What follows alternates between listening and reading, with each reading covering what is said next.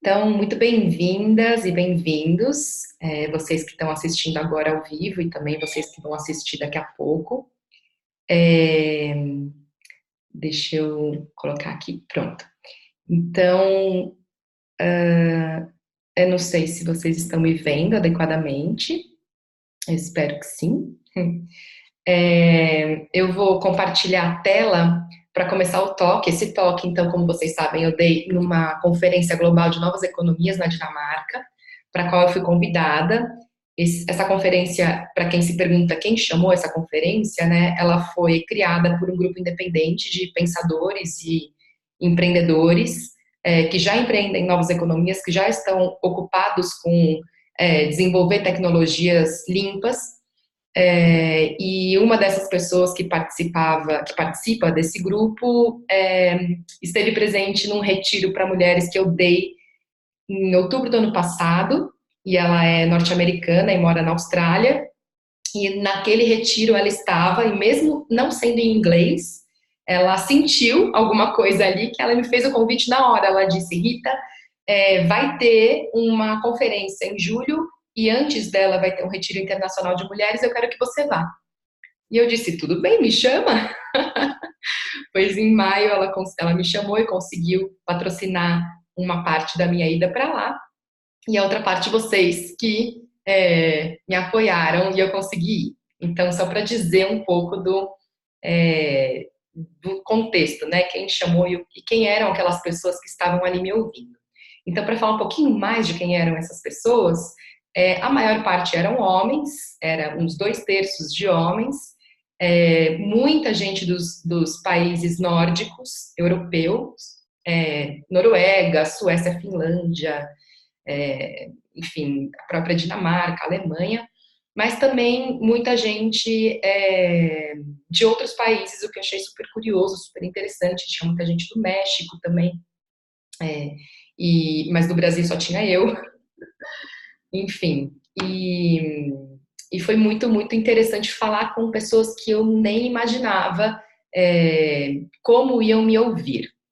Essa palestra foi a única palestra com recorte de gêneros de toda a programação, e também foi feita não na minha língua, né? Então e foi feita em 1 hora, e depois dessa 1 hora todo mundo quis ficar lá para conversar um pouquinho, porque eu acho que chocou um pouco. Então vamos ver por que chocou. Mas, enfim, depois eu vou querer saber de vocês o que é que vocês acharam, obviamente, né? Porque o público brasileiro é bem diferente do público que estava por lá. Então, eu vou compartilhar minha tela para a gente já começar, tá bom? Eu vou minimizar aqui e colocar em apresentação.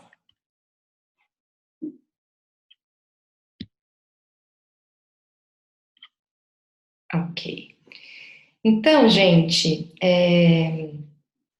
se vocês não estiverem vendo, por favor, avisem no chat, tá bom? Porque tá todo mundo com o áudio desligado.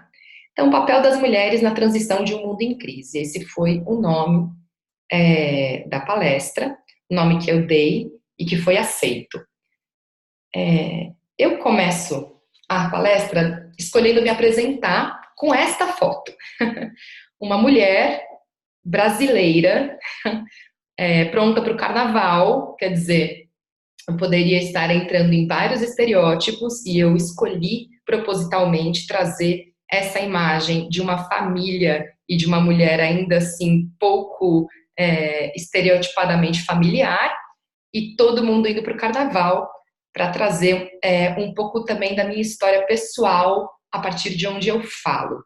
Então, eu sou uma coach para mulheres em transição, é assim que eu me apresento, porque para mim ser mulher é não só uma construção, mas o próprio conceito social, o papel de gênero feminino está em plena transição na nossa geração, né? Então estamos revendo o que isso significa, ou talvez olhando para isso com um olhar outro, um olhar possível de ser visto agora que as mulheres antes da gente abriram espaço para estarmos no mercado de trabalho e também numa libertação sexual que as nossas avós não viveram e que nos coloca hoje numa posição de refletir mais sobre essas conquistas e redefinir a nossa própria identidade.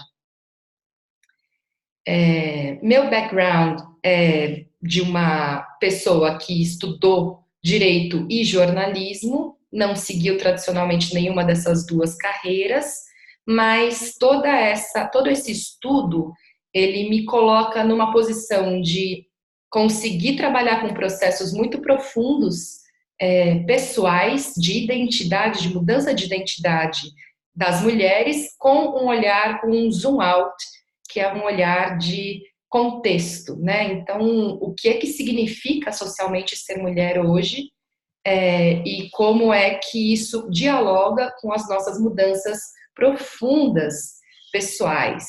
Como é que, né, quando a gente fala que o pessoal é político dentro dos feminismos, para mim isso é bem pragmático, é bem real. De fato, o que eu faço no um a um no consultório, recebendo as mulheres que são mães e que não são mães, que estão se revendo, para mim isso é uma prática política muito intensa, porque é a partir dessa grande transformação de se saber mulher autonomamente, se nomear mulher a partir de si mesma, coloca nós mulheres em outros lugares, numa nova posição nas nossas relações. Nossa, entrou com efeito aqui agora. Então, eu faço isso. Deixa eu ver se é esse mesmo. Então, eu faço isso em grupos, essa é a vibe dos grupos dessas mulheres maravilhosas que chegam para se olhar, para se virar do avesso e para chegar num avesso que, na verdade, era o seu lado A, apresentando, esse foi uma roda de apresentação de projetos. A gente também, enfim, vai buscar em si mesma o que é ter poder e ser mulher, o que é o poder feminino, e essa imagem de um retiro que eu conduzi para mulheres, muito profundo e muito libertário. Ser mãe, o que é ser mãe, é uma das perguntas centrais do meu trabalho. Maternidade é uma das grandes engrenagens da nossa sociedade. Nossa sociedade produtiva se sustenta em cima do trabalho invisível e não remunerado feminino da maternidade, e hoje em dia nós estamos revendo o que é ser mãe de maneira muito corajosa. E o CGM, que é essa sigla que está aí colocada, o Coaching Grupo para Mães, ele é esse espaço de autonomeação do que é ser mãe de um jeito também muito genuíno e muito pouco normatizado. E também ofereço programas para mulheres que trabalham com mulheres refletirem sobre a sua prática. O que é trabalhar com empoderamento feminino, o que é trabalhar com desenvolvimento feminino. Essas coisas são muito novas, apesar de já existir uma luta social dentro dos feminismos há uns 100 anos, especialmente no feminismo negro, mas trabalhar com o desenvolvimento de mulheres é algo que merece muita reflexão, porque tem muitos lugares tricky, né, assim, que podem, com as melhores intenções, a gente pode estar reforçando estereótipos em vez de abrindo possibilidades como facilitadoras, como educadoras e por aí vai. Para isso existe esse trabalho do aprimoramento. E agora, mulheres, enfim, pessoas que estão vendo aqui, desculpa, é força do ato. Quando ser homem ou quando ser mulher fez diferença na sua vida? Eu queria que vocês parassem um pouquinho aqui nesse toque e refletissem um pouco sobre uma história que vocês lembram em que vocês se deram conta de que ser mulher fez diferença ou ser homem fez diferença na sua vida.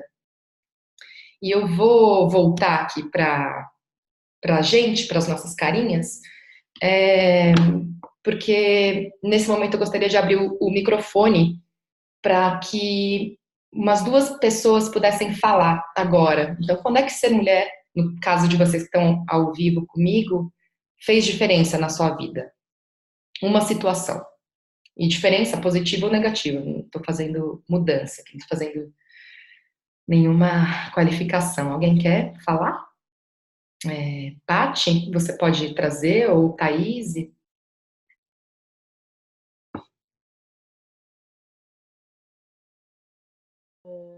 Para mim, eu acho que até eu ser mãe, eu achava, por mais que eu notasse as diferenças, elas ainda eram bem invisíveis para mim, assim. Eu achava que se eu trabalhasse duro, fizesse sua parte, na verdade, porque eu tenho uma parceria muito forte com meu marido, então quando a gente casou era tudo dividido, tava tudo fluindo, entendeu?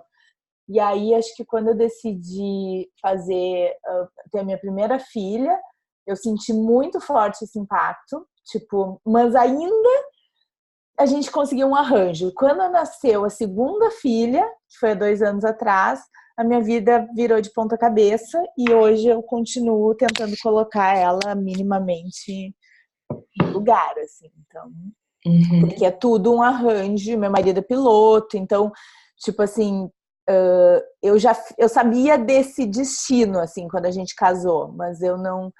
Tanto que eu comecei a recusar projeto fora, então isso porque eu já pensava na maternidade, quero ter minha consultoria, ter só projeto em São Paulo, mas aí hoje eu vejo que a natureza do meu trabalho é viajante também, entendeu? E aí eu sinto muito isso, assim, tipo, agora eu tô com 4 projetos, 4 propostas, quase, tipo, praticamente aprovadas em 4 cidades diferentes. Então, assim, eu tô num momento assim, antes eu dizia não, eu não vou viajar, agora eu tô dizendo como eu faço pra viajar, entendeu? Mas é um Então, dilema. a diferença que faz ser mulher para você é precisar orquestrar uma série de demandas a mais, além do seu próprio trabalho, ou além de uma tarefa De mim mesma, de uma só tudo que eu tenho. responsabilidade. É isso. Tudo que eu tenho que fazer para mim ou para o trabalho, eu tenho que pensar numa estrutura que vá suportar isso, principalmente porque eu não tenho família perto de nenhum dos lados. Então, essa é a realidade. Maravilha, perfeito. Obrigada, Paty. Alguém mais quer contar o que refletiu brevemente sobre ser mulher fez diferença na sua vida em algum momento? Então, porque se não, vamos avançar aqui. Então, deixa eu voltar aqui no modo apresentação. Então, eu faço essa pergunta, gente, porque na maior parte das vezes a gente não sabe responder.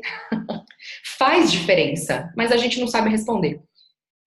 Ou quando respondemos, vemos que a diferença é que ser mulher é um limitador nas relações sociais. Então, as histórias que eu colho quando eu faço essa pergunta, e eu sempre faço essa pergunta, é são histórias de mulheres dizendo que se sentiram limitadas, que foram preteridas numa posição de emprego, ou que quando se tornaram mães começaram a ver a sua agenda ser engolida pelas demandas de todo mundo menos dela, ou histórias de violência, histórias de abuso sexual por, enfim, uma série de suposições que fazem sobre mulheres, enquanto histórias de homens costumam se darem conta de que ganharam algumas vantagens, especialmente profissionais, quando competiram com mulheres pela mesma vaga ou quando,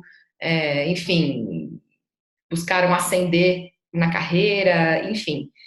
Então, isso é, em geral, o que se traz. E aí, né, qual é a diferença entre ser assertiva e ser agressiva, o seu gênero? E aí, como é que a gente começa a considerar o inconsiderável? Que gênero é a primeira divisão de poder na sociedade?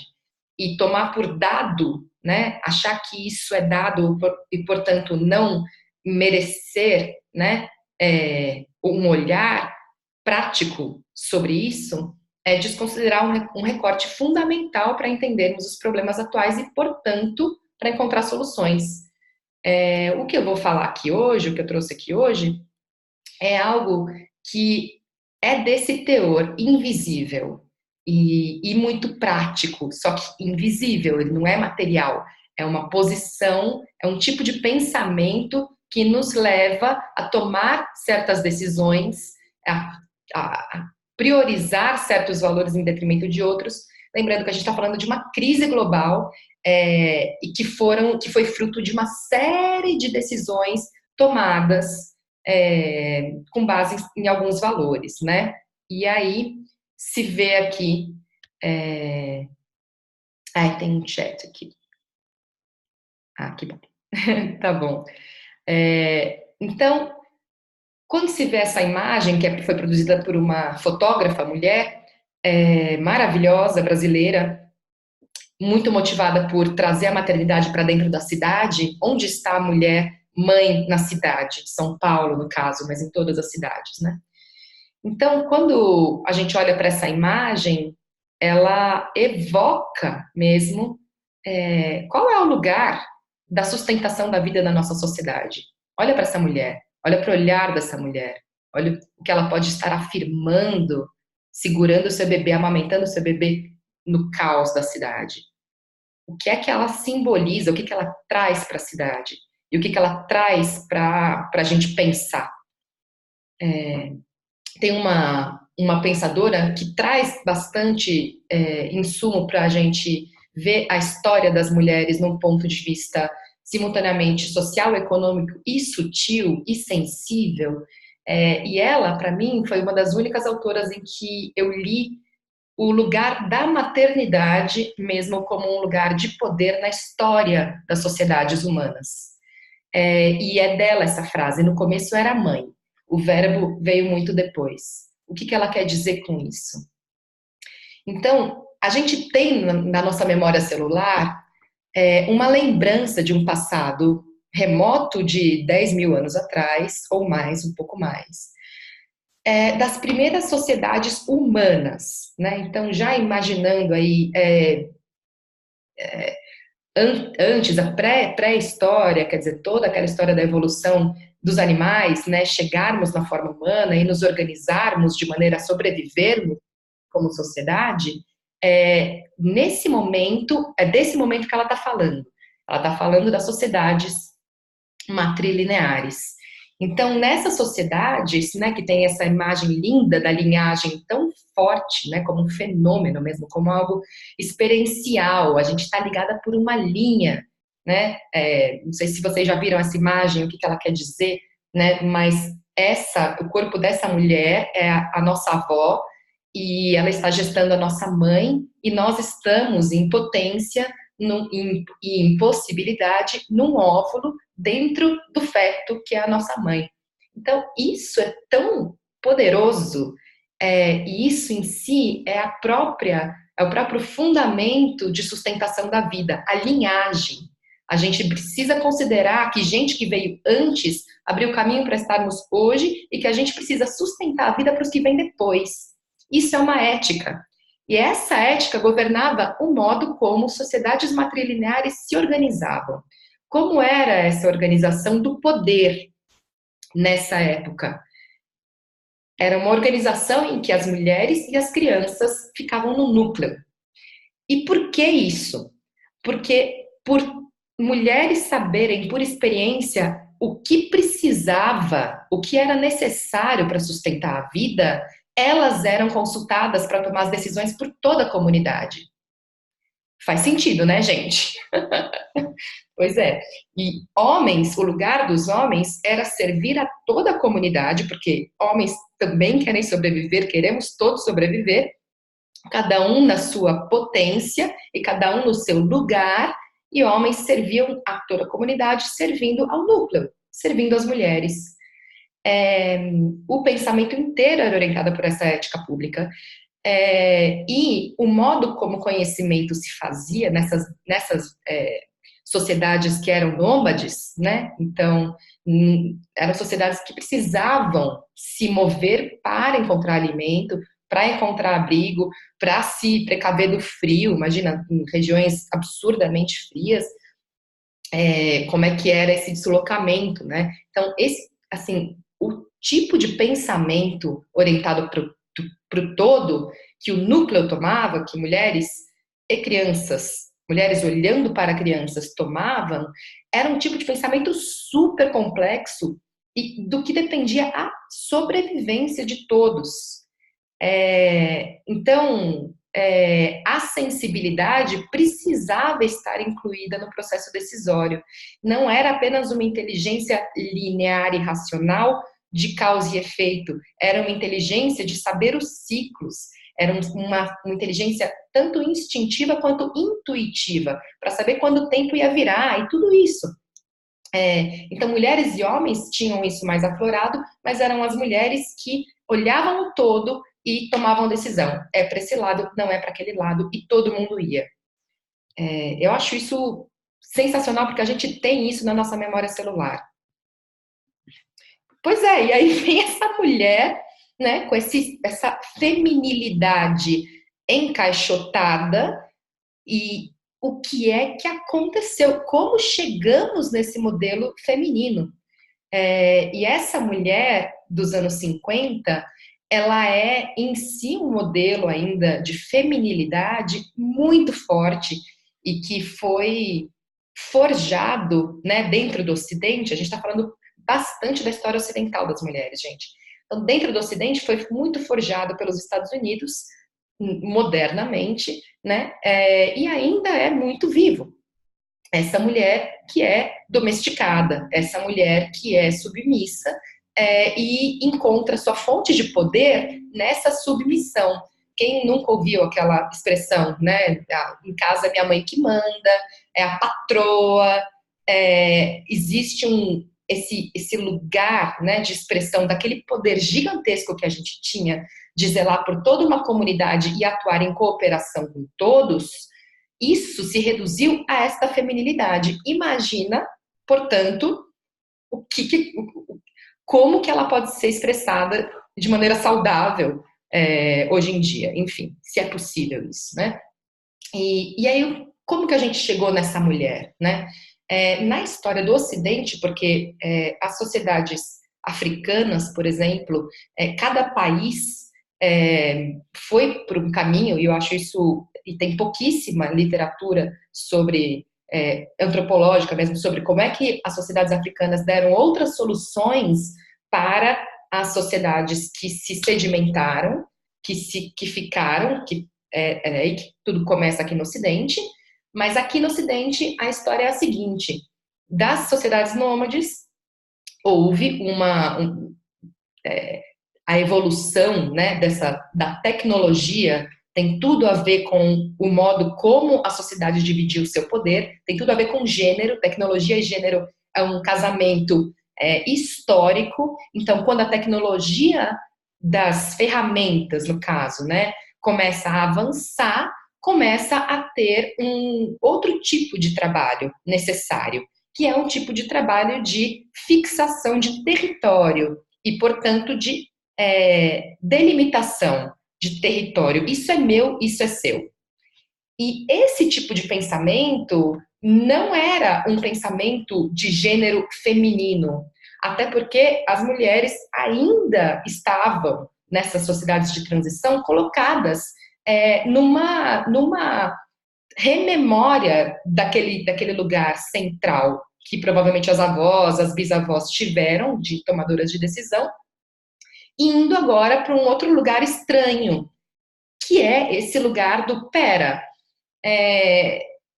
O que está acontecendo aqui? Cadê? Por que eu não sou mais consultada? Onde é que está o bem do coletivo? Isso provavelmente aconteceu. Estou aqui dramatizando a transição. Mas imagina, a gente pode imaginar o que aconteceu. Quando a Rose Marie Muraro, que é essa autora da qual eu falei, né, que disse no começo, no início era mãe, o verbo veio muito depois, ela coloca o verbo mesmo como algo, a linguagem escrita, como uma área de poder fundamental para a cultura patriarcal começar. Então, para que da prática da mulher gestando e parindo, que era o grande poder feminino, para que dessa realidade prática isso virasse algo de algo ruim, entre aspas, algo, enfim, que inferiorizasse a mulher, precisou se criar uma mítica, outra mítica, em torno da identidade masculina, que até então não era associada à criação de vida. Então, existiu um turning point no mindset da humanidade quando o homem conheceu o seu lugar na procriação. Isso é muito sutil e é muito forte, porque a gente precisa se perguntar por que aconteceu uma divisão de gêneros em termos de hierarquia, de um modo hierárquico, como se homens fossem melhores e mulheres piores, né? Então, existiu alguma força muito poderosa que impulsionou homens a se colocarem como Adão, né? Dos quais a mulher nasceu, da sua costela. Quer dizer, essa mítica foi, de fato, todo o arcabouço ideológico que sustentou mulheres se transformarem nessas mulheres como esta figura aqui dos anos 50. Então, a palavra escrita não só trouxe os mitos e toda a mítica religiosa, especialmente católica, que é um dos grandes pilares do patriarcado na nossa sociedade, mas também as leis, gente. Então, assim, o direito, as normas jurídicas, por si, foram escritas por homens na nossa história e não à toa. A noção de poder, como a conhecemos hoje, é desconhecida nas sociedades primitivas. Poder que é agora controle, autoritarismo, centralização e que antes era o privilégio de melhor servir a comunidade. Isso é muito presente hoje em dia. Isso assim, a gente pode ver o período, se a gente for ver a cultura patriarcal, existe se sedimentando há 10 mil anos, né? Houve um período de transição no começo, mas especialmente com o Império Romano, especialmente com a invasão enfim, a conquista da Grécia e toda a deteriorização dos arquétipos, né, dos deuses, da deusa Una, que era a mãe, né, em várias outras deusas como arquétipos femininos desmantelados, tudo isso não foi por acaso, e isso é sim uma ideologia do que é poder, de como exercer poder e de como tomar decisões. Então, pensar sobre a história do ponto de vista das mulheres é compreender um lado que não foi contado sobre a mesma questão, que é a nossa questão humana, como permanecermos vivos na Terra. E aí a gente se encontra com isto. Como permanecermos vivos na Terra? Desse jeito? O mundo em que estamos vivendo é um mundo feito por homens e para homens. E esse é um mundo em crise. E eu não estou trazendo essa fala para que a gente se oponha, homens e mulheres, mas é um recorte que ainda não está sendo feito devidamente para olhar para a urgência ambiental, política e econômica em que a gente se encontra. Se a gente está tomando decisões a partir de um certo paradigma, com um arcabouço de valores, de prioridades, esse arcabouço de valores foi o que formou homens sendo, entre aspas, homens, formou uma certa masculinidade, que é a que está em relação direta com o poder institucional, que é o poder de guiar toda a humanidade socialmente. Então, sim, existe esse recorte, sim, é muito importante que a gente pare e reflita com a devido cuidado o que é que isso significa mesmo, afinal. O que significa um mundo governado por homens historicamente, puxando o fio da história, ou por mulheres leais a valores do patriarcado? O que é que significa isso se a gente quiser sair dessa crise? Que queremos todas, né? Todos. Então, é preciso considerar que a crise que estamos vivendo tem relação com termos cortado fora a voz das mulheres no direcionamento da sociedade. E aí, essa imagem do nosso ministério, do nosso atual ministério de 22 ministros, sendo 2 mulheres, e essas 2 mulheres nos mostra mesmo o que é esse modo de pensar e de conduzir uma política que impacta o mundo inteiro. E essas mulheres que estão, não basta ser uma mulher para estar no poder.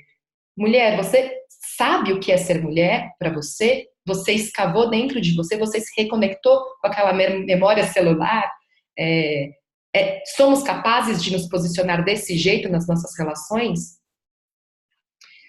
Evoluir significa voltar para o básico, significa olhar para trás.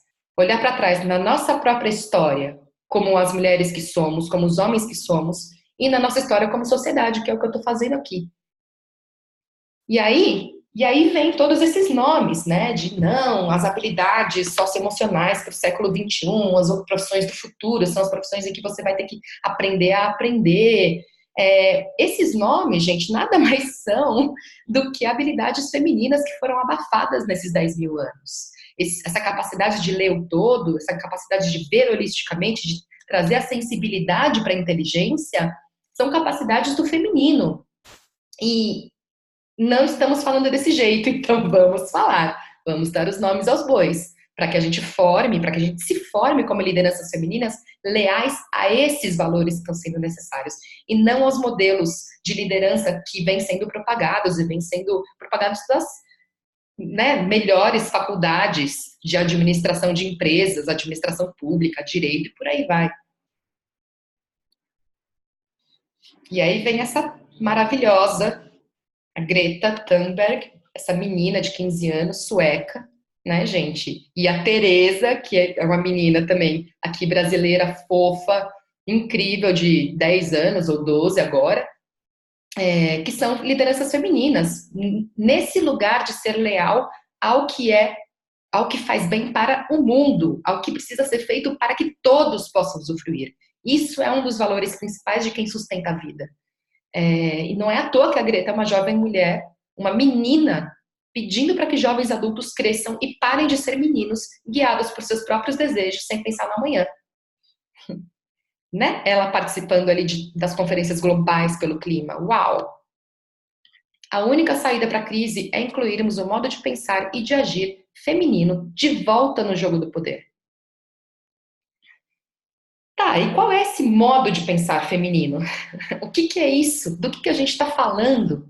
É aquela mulher lá atrás dos anos 50? São todos os outros padrões de feminilidade que dizem, né, que ser mulher é uma coisa e não outra? É isso? E, na verdade, o grande trabalho que nós precisamos fazer por nós e pelas gerações que estão vindo e pelo mundo é que nós, mulheres, paremos, respiremos e nos conectemos com o que para nós é ser mulher, profundamente. E profundamente porque, sim, há uma vida profunda no interior das mulheres. Somos capazes de navegar nas profundezas abissais e na superfície ao mesmo tempo. Isto é do feminino. Isso é do feminino de trocentos milhões de anos atrás. Homens e mulheres, sim, nós somos diferentes, mas não o diferente que nos hierarquiza. Nós somos únicos, temos modos de ser, de pensar, de agir que são específicos e que seguem ritos de iniciação próprios. É muito importante que a gente conheça. Assim, isso pode parecer dogmático para você, se você está me ouvindo e ainda não parou para olhar o que é, assim, com a maior, sei lá, liberdade e medo e coragem, tudo junto, parar para olhar o que é ser mulher para mim. Ser mulher me impactou de que jeito na minha vida? Quando eu olho para minha mãe, eu vejo que ela é uma mulher, e o que isso significa? Fazer essas perguntas óbvias. Isso é caminho para a gente entrar em contato com o que eu estava chamando de potenciais adormecidos do feminino, que tem a ver com a nossa capacidade profunda de ciclar, de saber que vida, morte e vida são o modo da gente crescer. E esse mistério de criar, destruir, manter, que faz parte do nosso modo de sentir, porque nós ciclamos nas nossas menstruações, até na menopausa, quando a gente engravida, quando a gente pare o bebê, ou quando perdemos o bebê, tudo isso, essas experiências viscerais, elas são modos de pensar. e, portanto, modos de considerar e de agir. Isso é próprio do feminino, e isso é potente, muito potente. Algumas qualidades femininas necessárias para nos tirar da crise, por exemplo. Esse poder de renovar a vida, da própria identidade, quantas vezes a gente não se renova, quantas vezes a gente não morre para a gente mesma, de dizer, meu Deus, eu não me reconheço mais, quem sou eu? Quantas vezes na vida isso não acontece? Isso para as mães é mais agudo, porque de fato tem um bebê ali que é seu e que você gestou ou não, mas que fica te espelhando o tempo inteiro e te perguntando quem você é, quem você é. E a gente não tem a menor ideia. Então tem uma experiência mais aguda disso, mas esse ciclo de renovação de identidade nós vivemos como mulheres de tempos em tempos para a vida inteira. E a gente faz isso com a gente mesma e a gente também faz isso pensando em novas economias. A gente renova. Renovar significa morrer e renascer, metamorfosear, ver o que é que fica daquilo que não morreu e fazer uma nova identidade, fazer um novo negócio, fazer uma nova casa com isso. É isso que a gente faz. Essa intimidade com o conhecimento dos ciclos, né? E a sabedoria para esperar o melhor momento para agir. Somos profundamente estratégicas por causa dessa sabedoria. A sustentação do espaço para escuta profunda e reflexão em processos decisórios. Nesse tempo que a gente está com a tecnologia, como eu disse, né, tecnologia e gênero são um casamento muito antigo.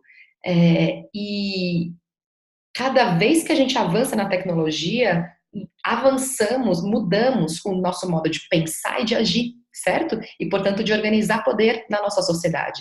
Pensa agora, com esse micro tempo de internet, o quanto que a gente está mudando e que a gente não tem tempo para adaptar e para...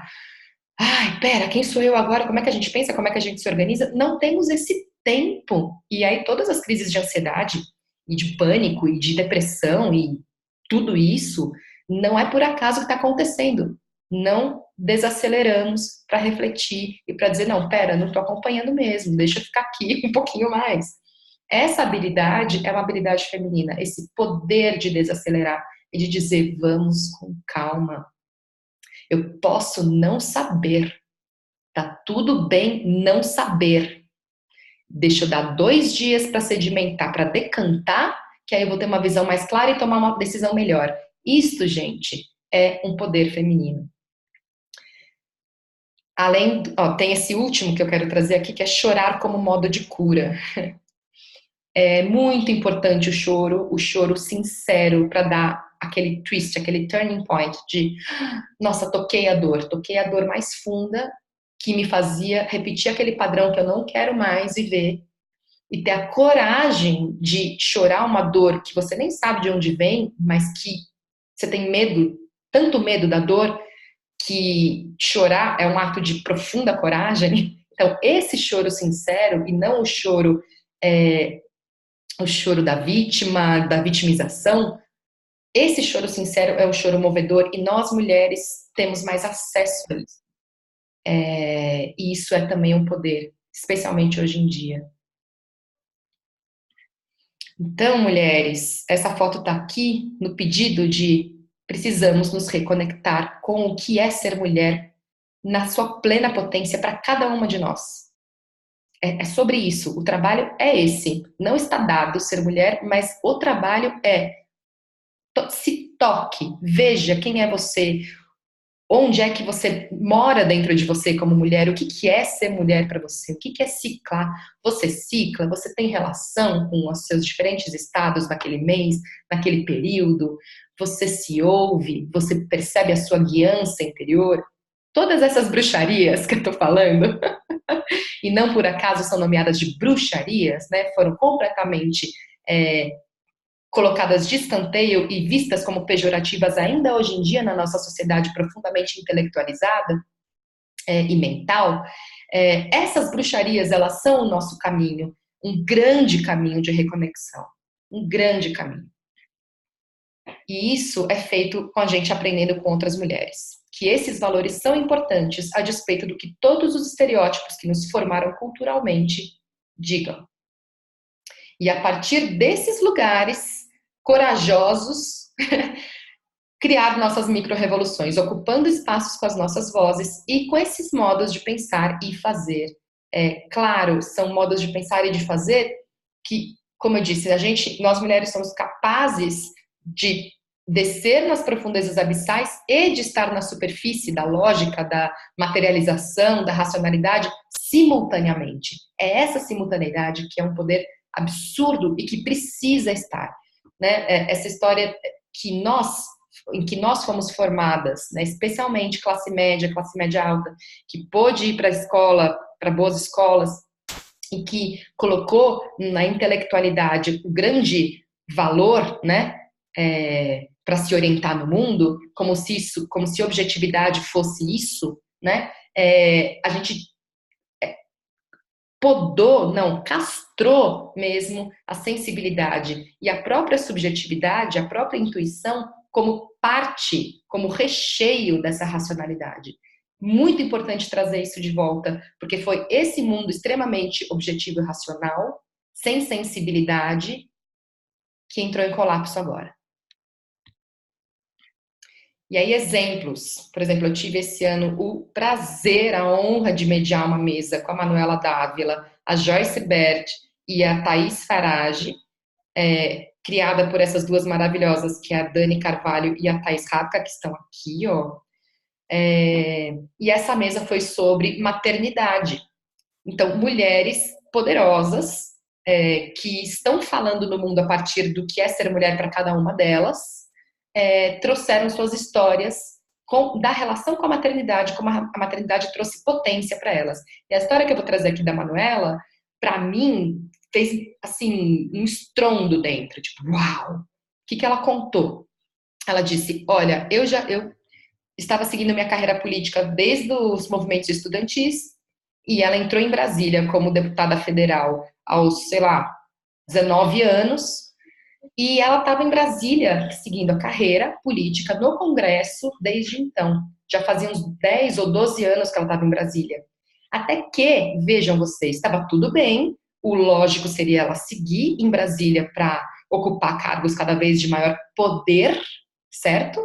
E aí ela começa a sentir, vamos ouvindo as palavras que eu estou trazendo. Ela começa a sentir falta de uma pausa e de ser nutrida por amigos, não apenas por aqueles que a viam como a intelectual poderosa e política super eloquente e que poderia fazer mil coisas pelo partido e pelo Brasil, né? Não, ela queria ser vista pelos amigos, pelos familiares como mulher, como ela.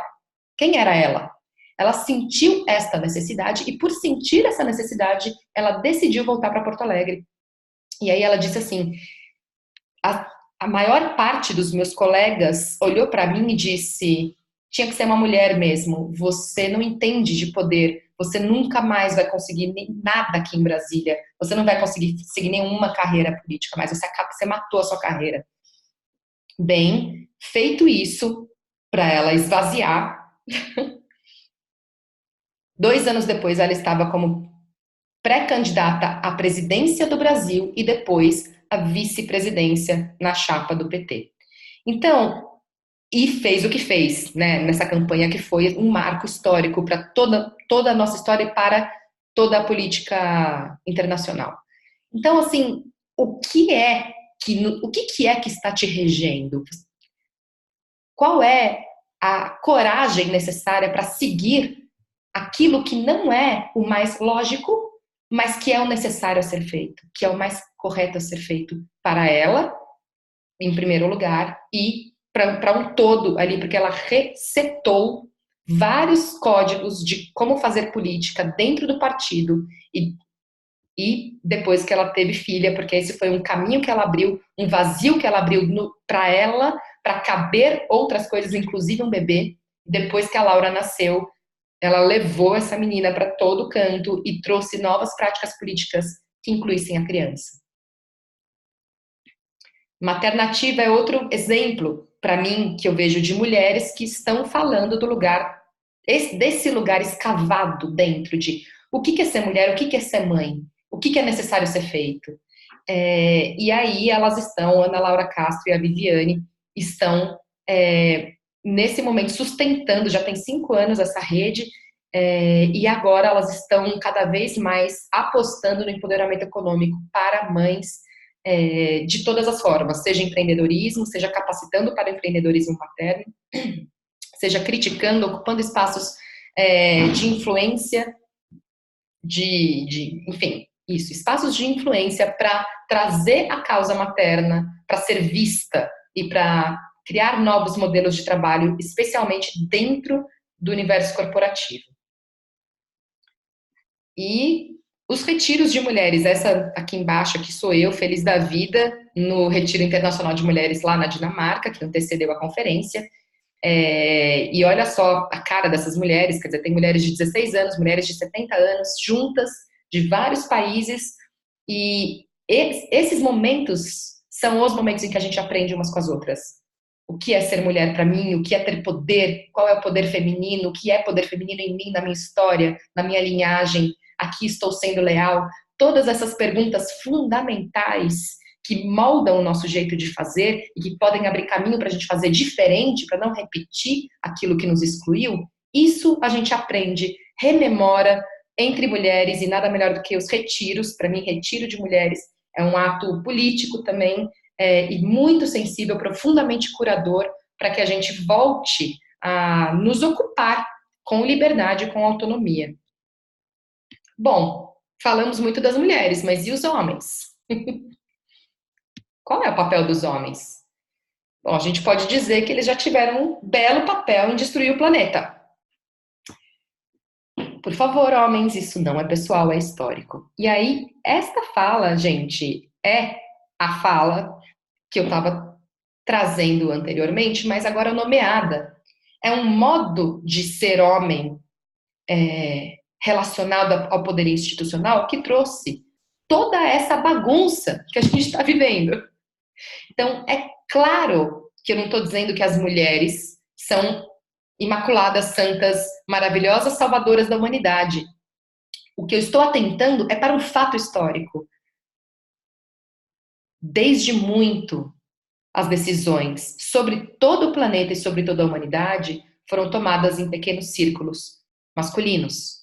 Isso precisa ser visto, precisa ser associado. A gente precisa começar a contar a história da crise global, das novas tecnologias limpas, da, sei lá, green economy, ou, enfim, tudo isso do ponto de vista de gênero. Porque temos muito a considerar de inteligências femininas que não estão sendo colocadas para ler problemas e para ler soluções.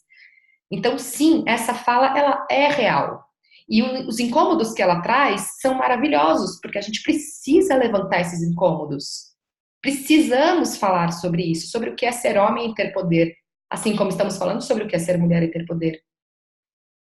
Então, o que significa um homem refletir sobre sua própria masculinidade e um homem estar em posição de poder, certo? A primeira coisa, para mim, é que se tome responsabilidade.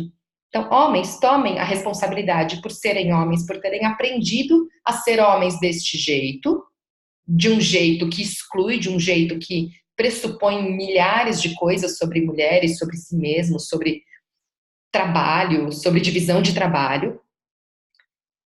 E tomem a responsabilidade por se manterem nesse papel ou por experimentarem ser homens de um modo diferente, experimentarem uma nova masculinidade.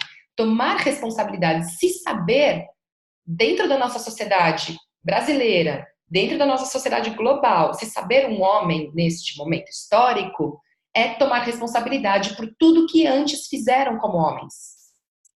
Este também é o poder da linhagem. E isso é muito necessário. E para fazer diferente, é necessário visitar a própria história. Não tem jeito. Deve-se olhar para trás. Novamente, não adianta ter várias inovações sociais, tecnológicas e econômicas se a gente não olhar para o básico. O básico é como a gente se formou nas nossas histórias como mulheres e como homens. Outra coisa, curar-se. Homens também devem viver o seu processo. Então, é isto. Há muita dor. Patriarcado machuca homens e mulheres. Eu sou mãe de menino, gente. E eu já vejo, ele tem 5 anos, eu já vejo essa divisão, né, de menino e menina. Isso vindo da escola dele, isso vindo do vizinho, isso vindo dos primos, isso vindo. Isso vem porque é nesse lugar que a gente se forma e isso é limitante para homens e para mulheres. Mas os homens precisam sentir a dor de serem homens na nossa sociedade. Para as mulheres, isso fica mais fácil, porque nesse momento nós estamos sim numa posição de desvantagem na balança hierárquica de gêneros, mas os homens também sofrem dores por serem homens formados dentro do patriarcado, mas é preciso que eles, que vocês, homens, sintam essas dores para poder chorar aquele choro que eu estava falando e fazerem diferente, genuinamente diferente. Outra coisa que o papel dos homens, né, na transição de um mundo em crise, dar espaço para as mulheres. Se dar espaço é literal, abra mão da posição de privilégio, que significa, em primeiríssimo lugar, reconhecer a legitimidade do que é que a gente está falando quando a gente fala de empoderamento feminino. O que é esse processo? Né? Não é mimimi. Então, quando um homem se levanta e diz, mimimi e tal, isso, nossa senhora, é mais... a gente respira e fala, tá bom, vamos lá. Então, homens, legitimem este processo feminino. De toda essa palestra fica muito clara a legitimidade desse tipo de processo de empoderamento, porque é sim sobre poder. Então, abram espaço, legitimem e abram espaço para que mulheres ocupem. Esse é o único caminho para sairmos do buraco em que todos nos metemos. E, finalmente, parceria, porque o que a gente quer é andar junto, como a gente já andou antes, né? Aquelas sociedades matrilineares, não estou falando de matriarcado, que é uma inversão de polaridade, né?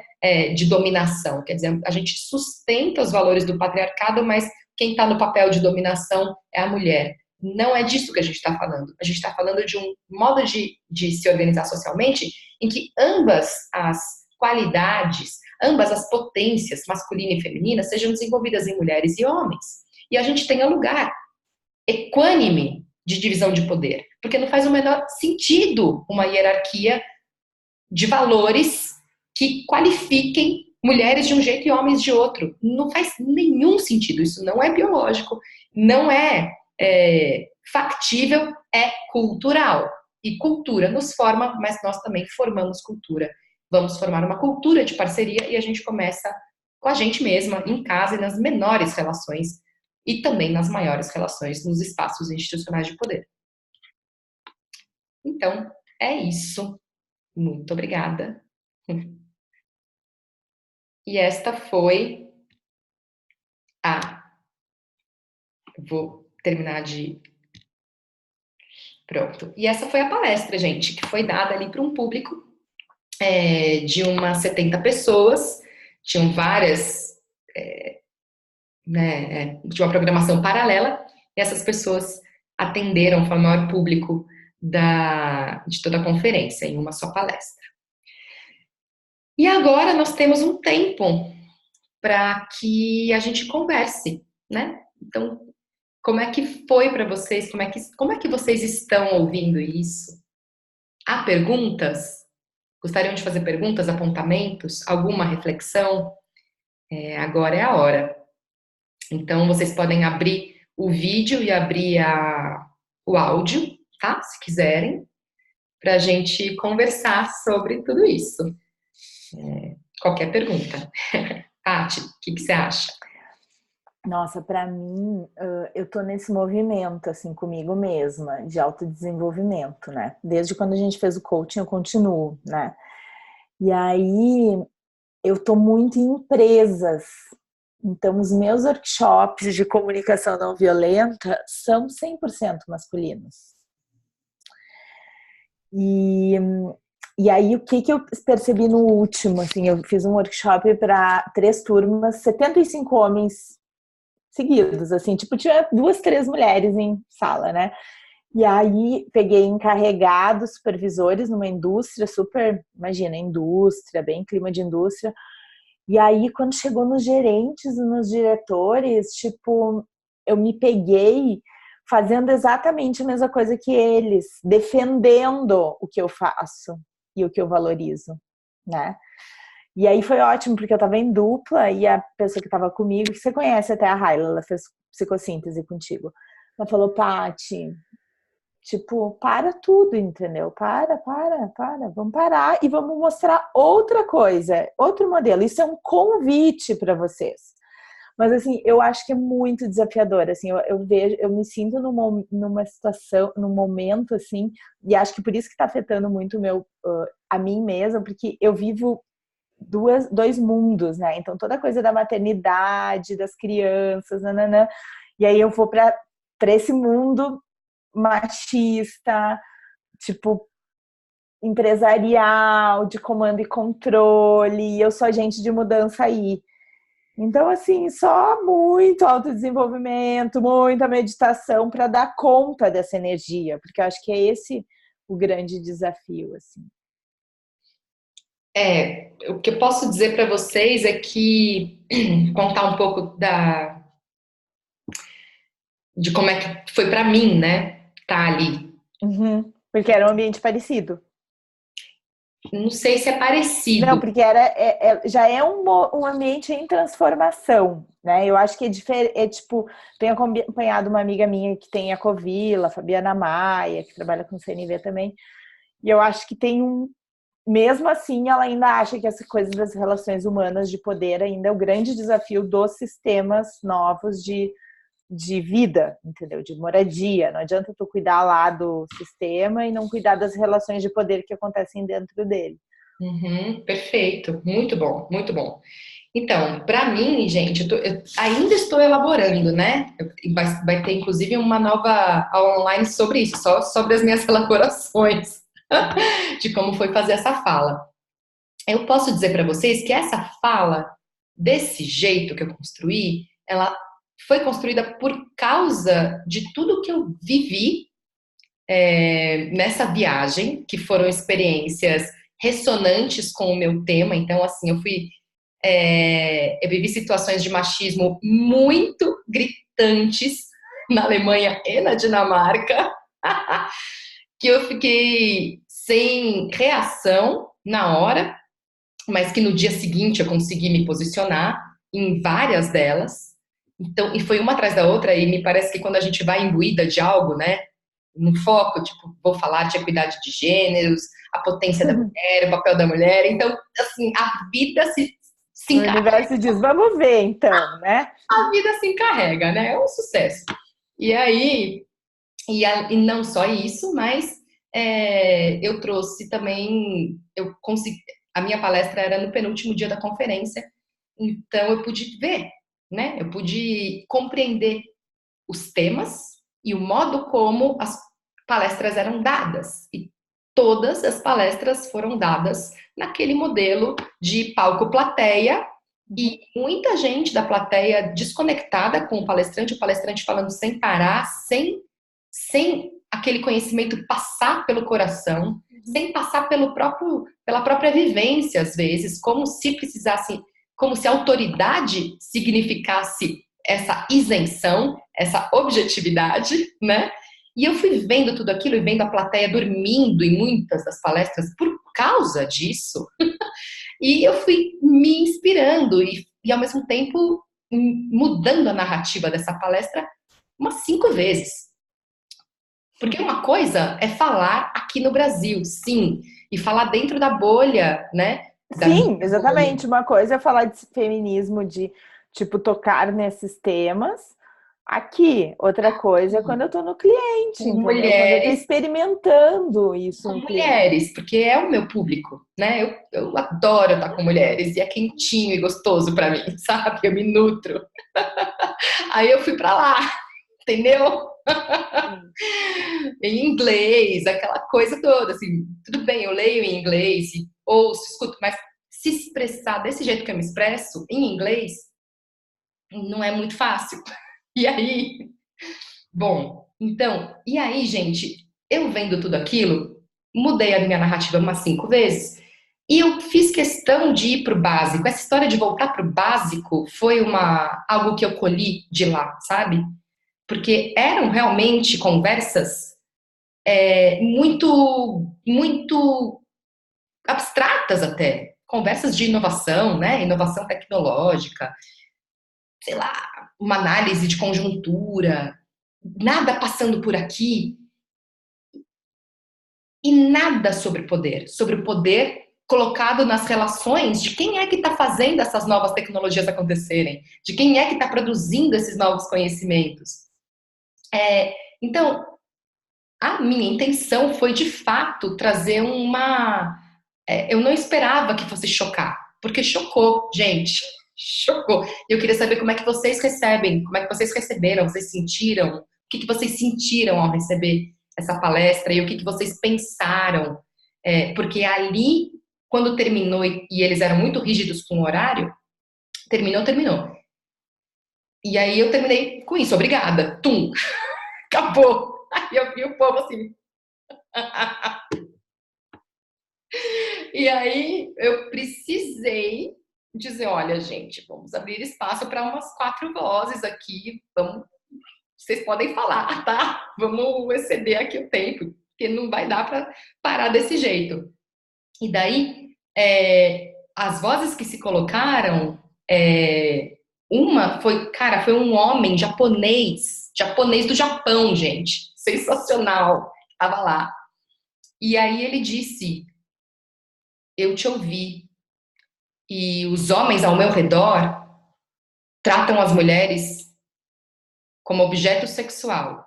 Um japonês falou isto. E eu fiquei olhando ele elaborar, sabe? E foi muito impactante, foi muito bonito. Ressoou pela sala. E na sequência, uma mulher norte-americana pegou a palavra e disse: eu acho que você está numa posição maniqueísta, você polarizou e você foi simplista na sua análise. E para mim, que navego tão profundamente em camadas, eu sou toda complexa, gosto dessa complexidade, ouvir que eu fui simplista de uma mulher mexeu comigo. Eu falei, caramba, meu, o que que houve agora? E eu trouxe para ela, falei, acho que você está certa, mas eu também estou certa. E vamos ficar com essas duas posições. Há o risco de ser simplista, sim, e ao mesmo tempo, não estamos dando esse recorte. Quando eu falei coisa dos homens, né, os homens destruíram o planeta. Então, é forte pra caramba falar isso e pode ter uma tendência, né? Pode ser E os homens, e assim, foi de uma mulher, mas os homens não. Tipo, eu vejo, assim, na minha relação com meu marido, que é super de parceria, mas que muitas vezes eu me posiciono nas minhas necessidades e soa como, você tá sendo feminista, depende do que tu tá lendo, influencia, tipo, o que você... Vira xingamento, né? Isso. Acontece isso aqui em casa com muita frequência. Uhum. E aí eu preciso reelaborar a fala. E eu te ouvindo, se o Pedro ouvisse, depois eu vou compartilhar, tirei fotos, vou compartilhar com ele. Se ele ouvisse, eu acho que ele ia dizer tá polarizado, entendeu? Uhum. Então eu acho que tem um grande risco nosso. A gente tem que ir para o extremo, entendeu?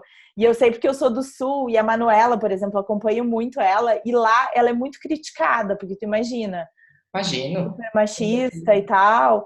E aí é isso, eu acho que a gente tem um grande desafio esse é o desafio, eu acho, da transformação. Uhum. Cuidar da polarização. Só para dizer, Isa, você chegou agora, a gente já acabou a palestra, depois você acessa a gravação, mas estamos debatendo agora, tá? Fica à vontade para participar. Fala, Paula. Oi, tudo bem? Tudo, prazer. Muito prazer. Eu queria primeiro dizer que eu amei, adorei. Não participei muito naquele primeiro momento, porque eu estava amamentando meu bebê, que estava para dormir. Então, eu sou uma recém-mãe, então eu estou num processo agora desse início, desse mergulho mesmo, que você falou aí tão bem, e todo momento da tua fala, eu me senti revisitando um pouco a minha história. Assim, sabe? Tipo, como mulher mesmo, tal, a minha relação com meu pai, especificamente, que acho que muitas de nós tivemos essas questões levadas para a terapia. durante alguns anos. E aí, mas assim, o que eu li o livro da Manuela, quando você falou daquele toque que você fez com ela e com a Thaís, meu Deus, fiquei... Porque eu queria muito ter ido, mas não pude ir por causa do meu bebê e tal, enfim. Mas o comentário que eu queria fazer principal era que uma vez eu estava conversando com uma amiga sobre isso, que a Patrícia, é Patrícia, né? Uhum. Que a Patrícia tinha comentado agora, dessa conversa com o marido dela, que por mais que seja uma relação de parceria, que também sinto isso aqui com o meu e tal, mas que muitas vezes eu mesma me sinto quando vou ter essas conversas com ele, mesmo de apontar mesmo, porque às vezes a gente se coloca nessa posição meio de pavimentar esse caminho para ele, isso me cansa. Uhum. Mas aí ela pegou e falou para mim uma coisa: Paula, tem certas coisas na vida, hoje em dia eu acho que quase tudo, a gente não pode ter medo de ser radical, sabe? Tipo, ser visto como radical, assim, é uma coisa que mas você é muito radical. Sim, sabe? Então, tipo assim, em relação a essa questão de as mulheres estão sendo oprimidas, eu como mulher me coloco nessa situação e tal, e aí eu sustento essa bandeira, só que muitas vezes eu me sinto numa posição de, não é nem de negociação e nada, assim, é de disputa, sabe? E de, Sim. às vezes, até um pouco de agressividade. Isso é o que eu venho sentindo que é tão cansativo assim para mim. E aí eu sou mãe de menino também. Meu filho tem 8 meses, vai fazer 9 meses, assim. E quando eu descobri que ia ser mãe de menino, eu fiquei, tipo, que é isso, sabe? Eu não sei ser mãe de menino, eu não sei como é que eu vou passar uma masculinidade diferente, mas na verdade É o tá modelo. surgindo. É o modelo. Acontece que se a gente, tipo, eu me vejo muito na disputa, mas a minha filha já tá com quase 4. E aí eu tô vendo ela ter acessos de raiva, entendeu? E de briga, exatamente como eu faço, entendeu? Tipo, espelho ali, entendeu? Então, se eu quero cooperação, se eu quero parceria, se eu quero harmonia, e eu tô conseguindo as coisas no grito, porque às vezes é no grito, a minha filha tá aprendendo a fazer isso. Então, mas ó, o que me levou a... O que aconteceu comigo, né? Vou só fechar aqui os microfones. Quando a gente for falar, a gente abre o microfone, quando não for, a gente fecha, tá bom? Eu fecho. Tá, beleza. Bárbara, só para te dizer, você chegou agora, gata, e a gente já fez a palestra, tá? Já fiz a palestra e agora estamos debatendo. Fica à vontade para participar. Então, as situações que eu vivi, gente, ali na Dinamarca e tal, foram foram coisas que eu não vivo no Brasil, tá? Foram assim de um básico do sexismo, sabe? Tão básico que eu disse, eu não posso não gritar, sabe? O meu grito, ele foi nessa escolha de trazer a imagem polarizada. Foi para chocar, no sentido do, gente, acorda! E eu também, porque para bancar esta fala, que foi contextualizada, mas em especial, quando a gente fala do papel das mulheres, a gente está falando do papel dos homens, né? Então, é sistêmica a questão. Mas qual é o papel dos homens? E qual tem sido o papel dos homens socialmente falando? Eu não estou falando do seu marido, não estou falando do seu irmão, nem do seu filho. Eu estou falando desse jeito de aprender a exercer poder, a poder institucional. E por institucional eu quero dizer familiar também, tá? Então, dentro das famílias também. Então, esse jeito de aprender a exercer poder é um modo masculino, é atrelado a um modo masculino de ser homem e de ser mulher, se queremos exercer esse mesmo poder nos espaços públicos, falando agora. E aí, gente, quando eu começo a receber um tratamento como se eu fosse a responsável por melar uma programação, como o que aconteceu ali numa das situações, né? Enfim, algo aconteceu numa programação em que eu era parte, num dos workshops que eu fui dar e que foi coletivo com outras pessoas. Esse workshop atrasou e o coordenador da programação foi direto em mim, me acusando, mas sem pensar que quem era o responsável pelo atraso de metade do tempo era um homem. Que estava ali do meu lado, passivo, sem fazer nada. Esse coordenador, ele foi direto em mim, gritando comigo, apontando o dedo para mim, na Dinamarca, dizendo: como você deixou que isso acontecesse? E eu, assim, tudo passou na minha cabeça naquele momento. Eu falei, gente, isso foi, assim, uma das últimas coisas que aconteceram, mas não a última. E aí eu disse pra ele: oi, tá vendo aquele cara ali? Eu acho que eu tive a tranquilidade de dizer. O meu grito pra ele foi, na elegância: então, tá vendo aquele cara aqui do lado? O seu cara, que você quis pôr na programação? Então, ele levou 30 minutos do nosso tempo para preparar o equipamento dele para a vivência nossa, tá? Então, se você tiver alguma coisa para falar, eu sugiro que você converse com ele, não grite comigo. Foi isso que aconteceu em inglês, naquele calor do momento. E aí, gente, esse tipo de coisa me leva, Tati e Paula, a pensar que sim, a polaridade, a polarização, esticar a corda do conflito, entende? Da disputa de poder, esticar a corda e mostrar, gente, olha essa corda, ela tá tensa. Vamos olhar para isso? Esticar essa corda faz parte de um movimento em que a gente vai voltar a ser parceiros, porque sem esticar essa corda, ela vai continuar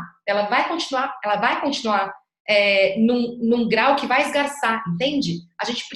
É meio esse o movimento. Foi essa a minha intenção para para este público. Todas as outras palestras que eu dou, gente, assim, em ambientes corporativos, inclusive, Paty, elas passam pelas histórias, pelas nossas histórias, num movimento da gente se afetar, se tornar, se sentir na pele a história de, nossa, me doeu. E um homem dizendo as histórias de dor dele, as mulheres, e aí a gente vai se encontrando, sabe? Que eu acho que a CNV passa muito por aí também. Mas lá na palestra, meu, vamos esticar essa corda aí e vamos ver o que sai dessa conversa. Mas, para mim, e falando assim, pessoalmente, o que eu senti ao esticar a corda, gente, foi eu precisei estar muito presente. Não foi um desabafo, não foi um ataque, foi uma presença em que eu escolhi dizer o que eu disse. E por isso que eu fui capaz também de abrir o diálogo vendo a cara das pessoas, abrir o diálogo e dizer, gente, vem, falem e vamos nos ouvir. E depois disso, vários grupinhos ficaram na sala conversando, né? O que foi um puta resultado também interessante.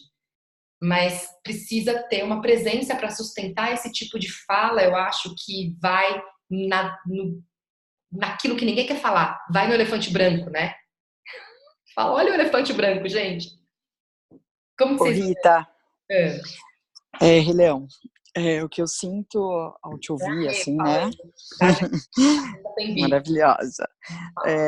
O que eu sinto ao te ouvir sobre isso cada vez mais, te ver falar sobre isso cada vez mais, é que acho que na medida que gera esse estresse, que é quase uma ruptura, acho que nós, mulheres, a gente consegue acessar. A hora que você fala assim, olha, não é esse o poder, não é essa a estrutura que vai sustentar a maneira como a gente quer vir a ser no futuro, eu acho que lá no fundo, a hora que a gente passa pela nossa história e vivência enquanto mulher, a gente consegue acessar um lugar e se conectar, né? E aí, o que eu fiquei pensando quando você passava ali pelo final, ali na parte de tá bom, homens, o que você tem que fazer, né? O que você pode fazer, eu fico pensando qual que é o vazio que fica por talvez não ter fácil acesso a esse eu mais profundo, né? Então parece que a gente falava, nossa, era tudo que eu queria ouvir e agora eu sei o que fazer. E do outro lado, parece que dá a tela azul. E aí eu acho que essa construção vai exigir da gente, se a gente acelerar muito e a gente não conseguir ser didática, né?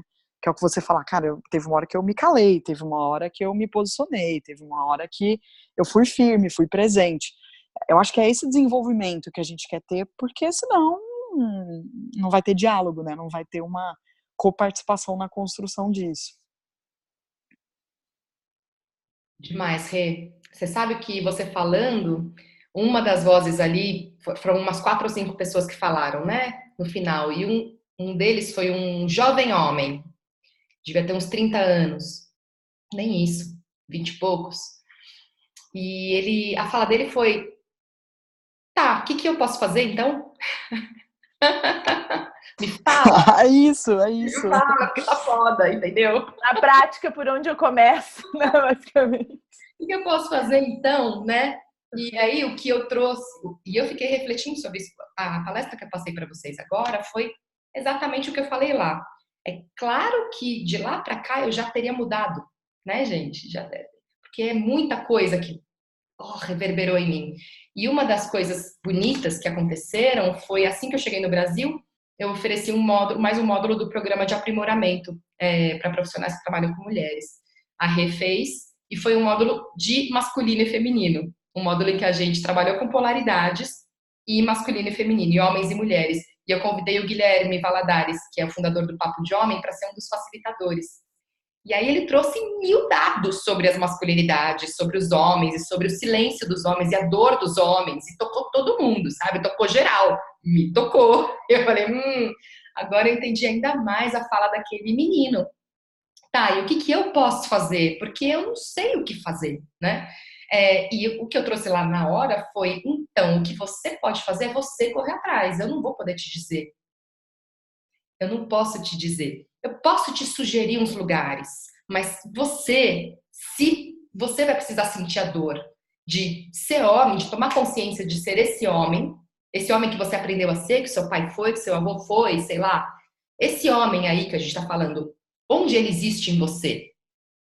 Você não é inteiro assim, mas alguma parte desse homem você tem em você, porque é ele que faz eu ser a mulher que eu sou. Então, assim, é relacional, né? E a gente tá em parada. Que você entende? E aí eu disse, olha, eu posso te indicar alguns lugares para ir, círculos de homens, trabalhos mais sutis de cura do masculino, mas é com você, gato, é com você o trabalho.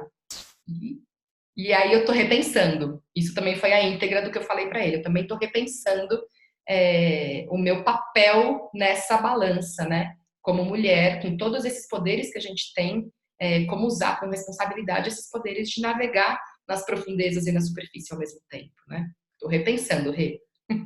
Os homens não têm rede, entendeu? E eles expressam menos vulnerabilidade. Então, eu noto mais desafio nesse campo, assim, de se abrir, de, tipo, ter... Então, eu acho que, na relação marido e mulher, existe um processo de cura e de desenvolvimento, assim, para os homens também. Pra gente também. Eu acho que o mais louco é que eles não têm rede de ajuda, mas eles têm rede do privilégio, né? Exatamente! Um indica o outro, um é amigo do outro, né? Tudo que é o lado bom da história, eles se ajudam, né? Com a sua rede. É isso aí. E a gente tá fora delas, né? De todas elas, principalmente quando a gente está falando de alguns temas de independência financeira, de liberdade, enfim, algumas coisas que a gente fomos excluídas. Perfeito. Então, o que eu sei, gente, que eu já, enfim, estou elaborando das reverberações, é que ser firme não tem nada a ver com como aquele primeiro cartoon que eu gosto muito de pôr, qual que é a diferença entre assertividade e agressividade, o seu gênero, né? Então, ser firme nas pontuações, nas nomeações, não tem nada a ver com ser agressiva. Esticar a corda e dizer, olha aí para a imagem, olha para o elefante branco, gente. Não tem nada a ver com ser acusatória. E para mim, esse tem sido o meu jeito de estar no meu lugar de mulher, querendo curar a relação com homens. Não é estar num lugar do tipo, nossa, meu, que foda, né? Você não tem rede de apoio, sabe? Deixa eu resolver isso aqui pra você. Não, eu não é desse lugar. O que eu tenho feito eu reconheço que você não tem, sei lá, não tem prática em falar de si e falar dos seus sentimentos com seus amigos. O que você quer fazer a respeito? Entende? Porque desse jeito não vai dar. Desse jeito que tá, não vai dar. Eu não vou conseguir sustentar essa relação com você. E aí eu sinto que eu estou fazendo o meu papel na relação, né? Porque é relacional a história, né? Mas sendo firme, né? Então, eu tô sentindo que é um aprendizado de realmente sentir a dor do cara quando ele se mostra, quando ele realmente abaixa a guarda, e ao mesmo tempo, não mudar o meu posicionamento daquilo que é. O que tá insustentável a gente se relacionar no trabalho, em casa, sei lá. De um jeito em que você assume coisas sobre mim que não são reais, ou que você pressupõe coisas, né? Esse lugar do privilégio. Você pressupõe coisas. Não é sustentável isso, cara. Passou. Da hora. Não mais, né? Então é por aí, sendo firme, essa assertividade de identificar, sentir o outro e mesmo assim colocar a posição. Por aí. Mas é muito novo, né, gente? Olhar para a questão de equidade de gêneros do ponto de vista relacional. Não é assim, as mulheres foram oprimidas, portanto agora elas devem subir na posição do que? De opressoras? Sei lá. Tô simplificando, tá, gente? Tô simplificando, mas olhar para a coisa como relacional, quer dizer, os dois lados se influenciam, é algo que eu tenho visto como muito novo, como abordagem em equidade de gêneros e em distribuição de poder entre homens e mulheres. Então, como tudo que é muito novo, a gente vai tateando como fazer, né? Como falar, o que pensar. Como que vocês estão aí nos minutos finais da gente, do nosso papo?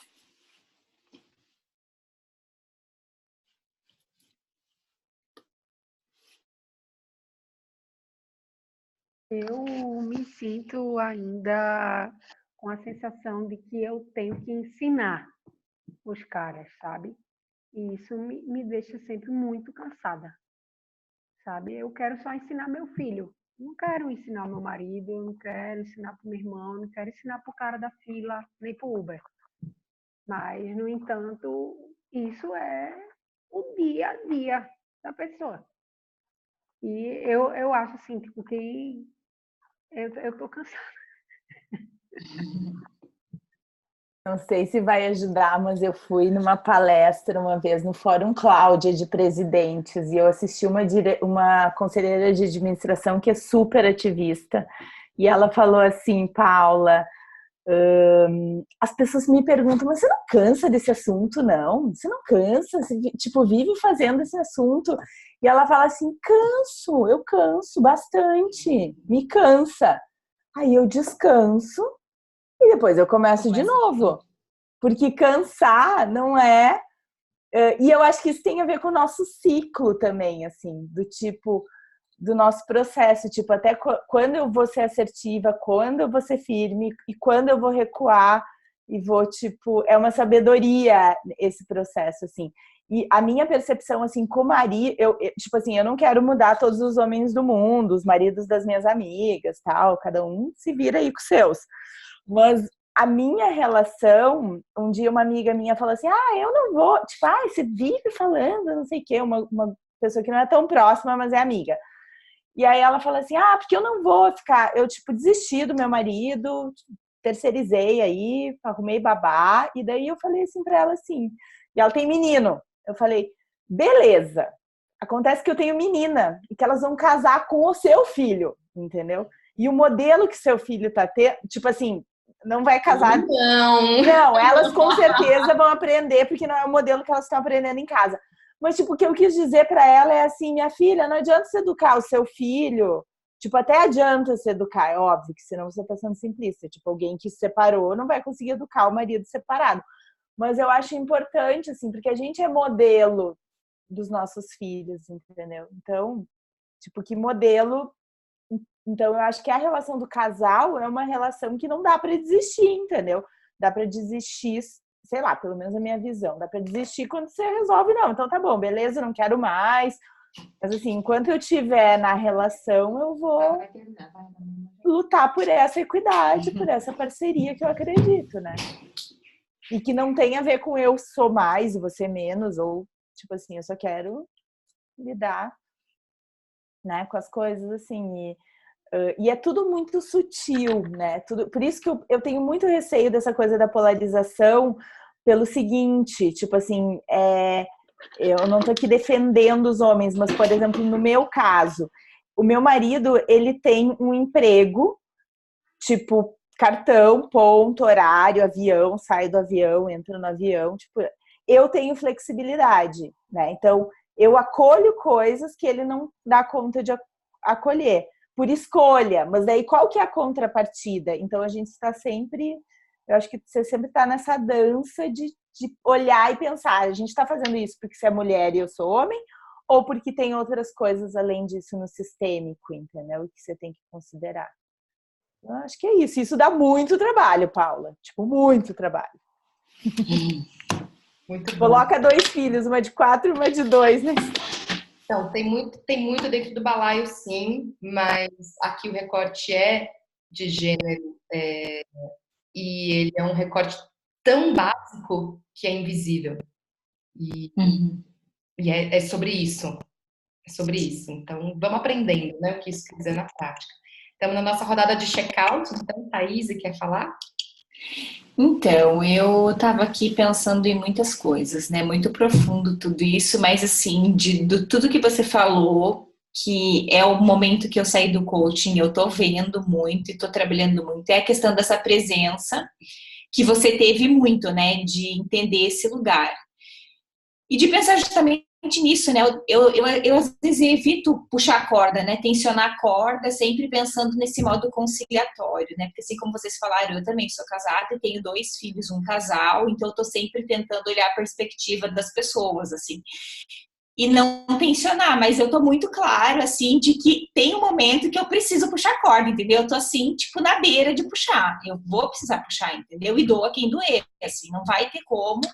E eu compartilho também dessa sensação de cansaço, sabe? De ter que educar. Mas perceber que são momentos diferentes, né? Os homens e as mulheres têm momentos diferentes. Até esses dias a gente teve uma conversa em casa. Meu marido falou: nossa, mas onde que você encontra esses grupos de homens, por exemplo, né? Tipo, que eu vou no grupo de mulheres, a gente estava lendo livro juntas e tal. Eu falei: pois isso é uma coisa que você vai ter que se dedicar. Da mesma forma que você fica procurando jogo, não sei aonde, entendeu? Tipo, dá um Google aí, pergunta, sei lá. Então, é bem difícil, né? Tipo, esse papel de mãe educadora, que é, tipo, diário, assim.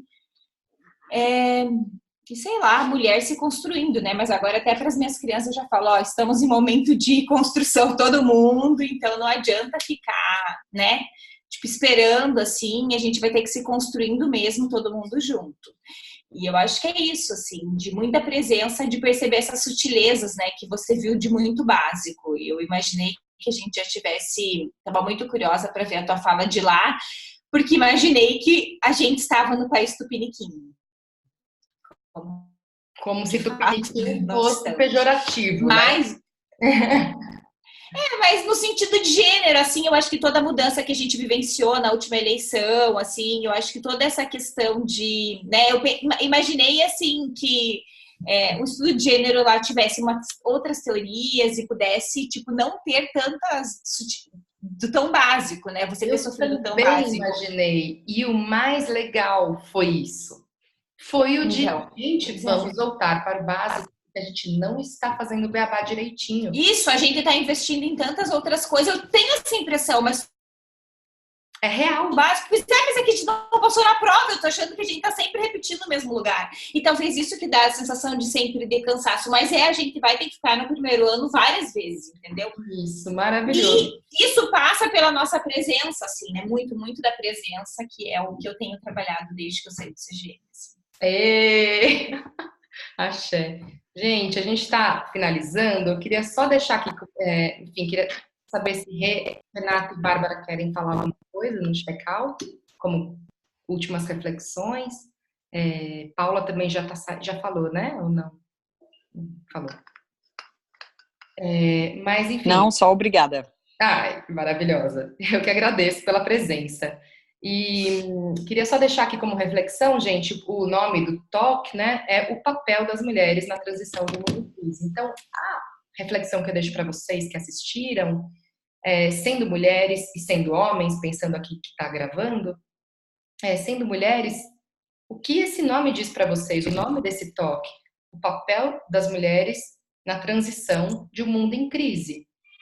O que vocês enxergam desse nome na vida de vocês, sendo quem vocês são no mundo de vocês? Quer dizer, o mundo em que vocês frequentam diariamente, né?